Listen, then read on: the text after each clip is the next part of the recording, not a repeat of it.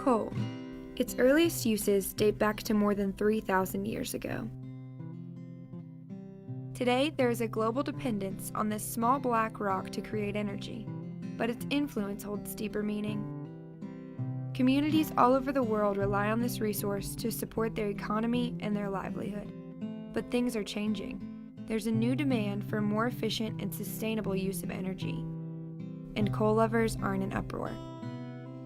So you might wonder, what fuels this obsession? It began in 1820 when the first commercial coal mine was established in a small community called Paradise in Muhlenberg County, Kentucky.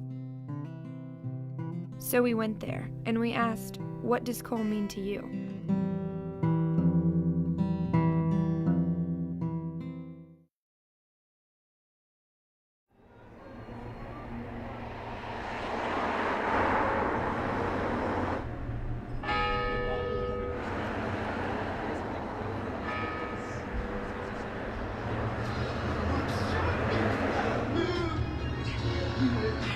Here's my granddaughter's pictures right there. There they are. Addison, who's 5, and Mackenzie, who's 3. Coal means to me, well, I'm not as, I don't think I'm a great cheerleader for coal. It means heat. It means a whole lot. I mean, that was my livelihood. That's how I made my living. I spent 13 and a half years in the coal mine, and I got stage 1 black lung while I was in there, and it's I can really tell that I've got it.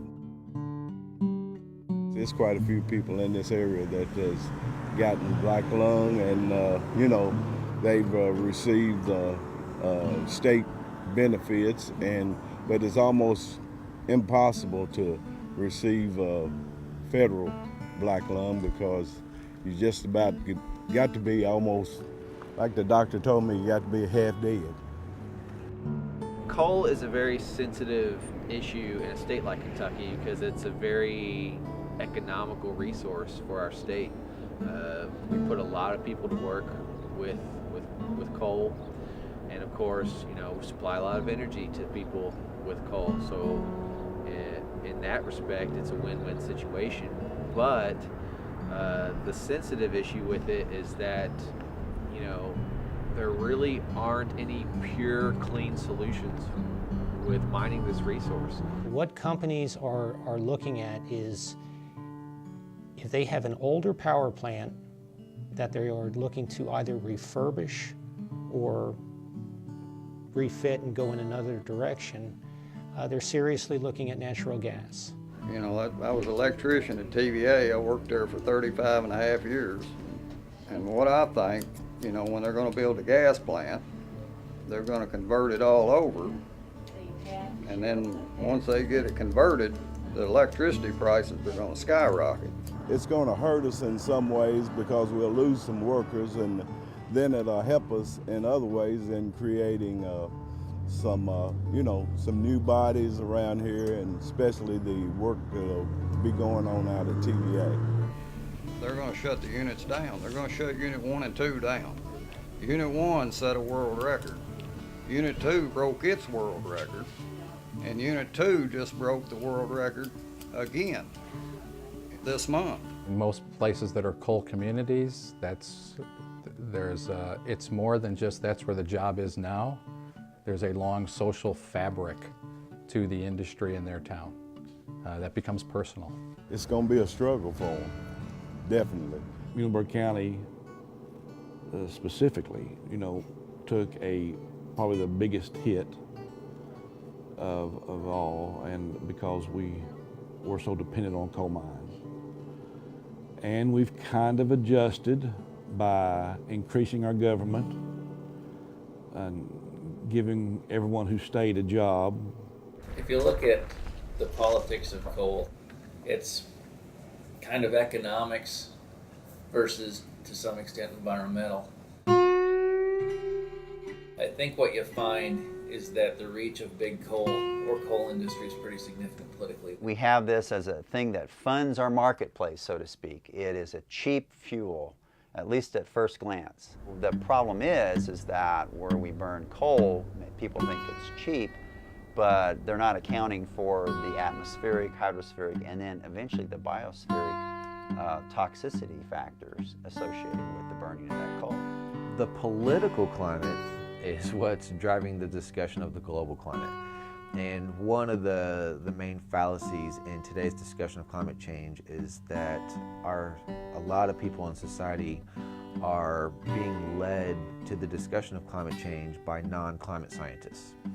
A lot of the discussion on climate change and the arguments is really just coming from the fact that there's a lot of misinformation being passed around. But undoubtedly, the climate is in fact changing. In fact, the climate's been changing for as long as the Earth has been around, so there's really not an argument on that. The real nature of the argument is really whether or not we humans are having an impact on that climate, and if so, to what extent. The process of mining, it's unavoidable that some environmental impact is going to occur. To the point where when you burn coal, you're left over with an ash byproduct that has to be disposed of. If you think about the figure for Paradise, they on average burn about 20,000 tons of coal a day. So if they're burning a 10% ash product, they have 2,000 tons of ash to dispose of every day. Most of that material gets landfilled. It's in the surface water, it's in the groundwater, the impacts, the soil, all of these things. It is a tragedy in that people don't account for it properly, and unfortunately people don't know that damage is done until it already has been done. I guess one of the analogies I like to use is you don't put a pot of water on the stove and expect it to start boiling. It takes minutes for it to heat up and then reach to that state. And then you don't take it off the burner and then it's cold. It takes a while for it to cool down. And so the things that we're doing to the earth now to influence the atmosphere and its air quality, air chemistry, and climate change sort of outcomes, those come after we've had the initial impact. So once we start fixing those things, it's going to take a long time to come back to normal, whatever that is. And some even argue that that's too late, that we'll never be able to get back to normal. Really, the coal is being cleaned enough now. It wasn't before. It was filthy before. But I think in the last 25, 30 years, it has been cleaned enough to be safe for the environment. Don't know what gas, I know gas is cleaner. I do, I understand that. But the affordability is going to change. In the Western world, particularly the United States, we have been making an attempt to clean up our emissions with coal. I like to tell people that when all the folks that want coal to continue on, they'll say euphemistically, clean coal technology, which to me is an oxymoron. It's cleaner. It is not clean. Our water is not the best in the world around here because it has to be boiled, if you really want to get into specifics, and it has to be, it's other than that, it's pretty good, but the environment has, hasn't hurt us too bad as far as our water supply. Yeah, I use the water. I just wash people's hair in it, wash my hands in it, flush my commode in it. I drink more soda than do water. That's probably won't live long. I was raised in a little town just north of here, Powderly, and the landscape there has changed due to reclamation. Now, when I was a child in Powderly, the remnants of the old strip mine works were there.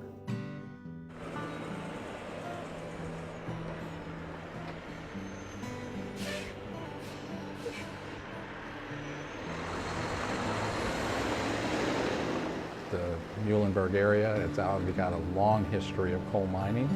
It's been made famous in the John Prine song. There were many lessons learned, and places like the old Paradise area of Muhlenberg County are the reasons there are modern surface mine regulations. Okay? And those regulations and the development of an abandoned mine land reclamation fund are, if you want to say, a benefit of lessons learned from the past, so those kind of things aren't repeated. And there has been a lot of reclamation done in Muhlenberg County. So the laws have helped and protected. They were just beginning in the early 70s to put what's called scrubbers, and so we've done that for a number of years. Now we've stepped up a little further, and we're saying, EPA has said that not only are SOx, sulfur oxides, SOx for short, or NOx, nitrogen oxides, pollutants, but also we know mercury is, and we also know these other metals are. And in addition, we know that CO2 itself is a pollutant in a sense that it is a greenhouse gas. So we are making progress in acknowledging that these are problems. Again, while nothing is perfect, there are certainly other things that we could do to help mitigate the air quality concerns in the country. We live in a closed system, so we don't get a new atmosphere, we don't get more water. We have the same water and the same air that's stuck in this bubble. And I think if we think intelligently on this, the more we add people to the bubble, the more resources we're going to need to keep the world running, and the more those resources are going to be adding to this closed system. I don't think there's really an argument in there that we are in fact changing the atmospheric content that is therefore leading to these climate changes that we're experiencing.